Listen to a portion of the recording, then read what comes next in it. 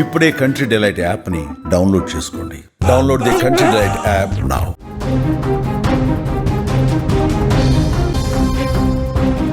బాలికల అత్యాచారం కేసులో పోలీసులు ఒక ప్రకటన అయితే విడుదల చేశారు. యాదగిరిగుట్ట లాడ్జ్ లో ఘోరం జరిగినట్లుగా నిర్ధారించారు. ముగ్గురు నిందితులతో పాటు లాడ్జ్ ఓనర్ అరెస్టు చేశారు. లాడ్జ్ మీద కేసు నమోదు చేసి సీజ్ చేసినట్టుగా కూడా తెలుస్తోంది. మైనర్లకు రూమ్లు ఇవ్వద్దని కూడా ఏసీపీ హెచ్చరించారు. ప్రతి లాడ్జ్ లో సీసీ కెమెరాలు తప్పనిసరిగా ఉండాలంటూ కూడా చెప్తున్నారు. ఇప్పటికే పట్టణంలో 4 లాడ్జుల్ని సీజ్ చేశామని కూడా పోలీసులు అంటున్నారు. కఠిన చర్యలు తీసుకుంటామని కూడా ఈ సందర్భంగా పోలీసులు స్పష్టం చేస్తున్నారు.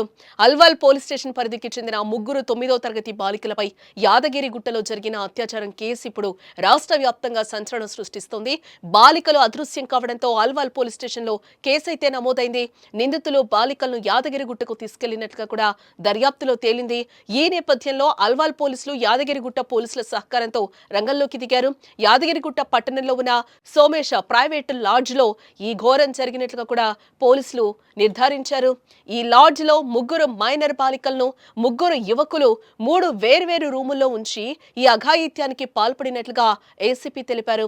ఈ దారుణానికి పాల్పడిన ముగ్గురు యువకులను పోలీసులు అదుపులోకి తీసుకున్నట్లుగా కూడా మనకి సమాచారం అందుతుంది. అంతేకాకుండా నిబంధనలను అతిక్రమించి రూములు అద్దెకు ఇచ్చినందుకు గాను లాడ్జ్ యజమానైన సోమేష్ ను కూడా అరెస్టు చేసి రిమాండ్ కు తరలించినట్లుగా పోలీసులు చెప్తున్నారు. ఈ లాడ్జ్ మీద కూడా పోలీసులు కేసు నమోదు చేశామని కూడా అంటున్నారు. విలేకరుల సమావేశంలో ఏసీపీ శ్రీనివాస్ నాయుడు లాడ్జ్ యజమానులకు కూడా తీవ్ర హెచ్చరికలను అయితే జారీ చేశారు. దేవస్థానం పరిధిలో ఎవరైనా అసాంఘిక కార్యక్రమాలకు పాల్పడితే వారిపై కఠిన చర్యలు తీసుకుంటామని కూడా ఆయన ఈ సందర్భంగా స్పష్టం చేశారు. అలాగే లాడ్జింగ్ ఓనర్లకు కొన్ని కీలక సూచనలు కూడా చేశారు. మైనర్లకు ఎట్టి పరిస్థితుల్లోనూ రూమ్లు ఇవ్వకూడదని కూడా తెలిపారు.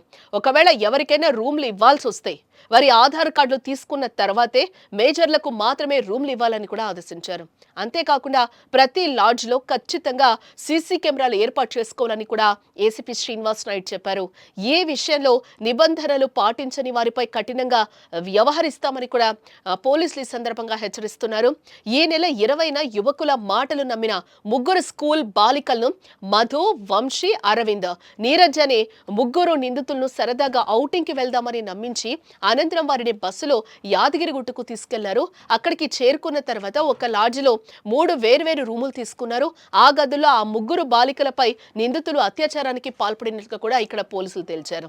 బాలికలు బడికి రాకపోవడంతో టీచర్ ద్వారా విషయం తెలుసుకున్న తల్లిదండ్రులు అల్వాల్ పోలీసులకైతే ఫిర్యాదు చేయడం జరిగింది. మరుసటి రోజు ఆదివారం సాయంత్రం బాలికలను నిందితులు తార్నాకకు తీసుకొచ్చి వదిలిపెట్టారు.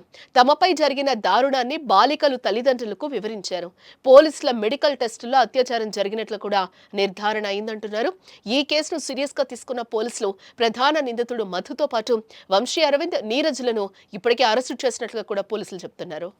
అల్వాల్ ఏరియాకు సంబంధించిన కొంతమంది అబ్బాయిలు మరియు మైనర్ అమ్మాయిలు స్కూల్కి వెళ్తారని చెప్పి స్కూల్కు బాత్రూమ్ పండుగ అని చెప్పి ఇంట్లో నుంచి వెళ్ళిపోయి ముగ్గురు మైనర్ అమ్మాయిలు, ముగ్గురు అబ్బాయిలు కలిసి, మేజర్ అబ్బాయిలు కలిసి యాదగిరిగుట్టకు రావడం జరిగింది. వచ్చి దేవుని దర్శనం చేసుకున్న తర్వాత ఇక్కడ లోకల్ లాడ్జ్లో రూమ్ తీసుకున్నారు ఇండివిజువల్గా.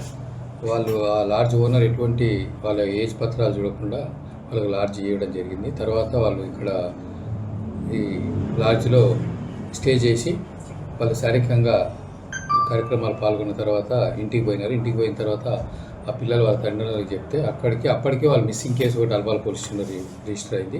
దాని మీద దర్యాప్తులో భాగంగా ఇక్కడంతా ఎంక్వైరీ చేసినారు. ఇన్వెస్టిగేట్ చేస్తే ఈ లాడ్జ్ ఏదైతే లాడ్జ్ ఉన్నాడో అతను ఒక మైనర్లకు రూమ్ ఇవ్వడం, అంటే వాళ్ళ ఫ్యామిలీతో కాకుండా వేరేతో వచ్చినప్పుడు రామ్ ఇవ్వడం నేరం కాబట్టి అతను కూడా పోలీసులు వస్తే మేమే సహకరించి వాళ్ళని పట్టివేయడం జరిగింది.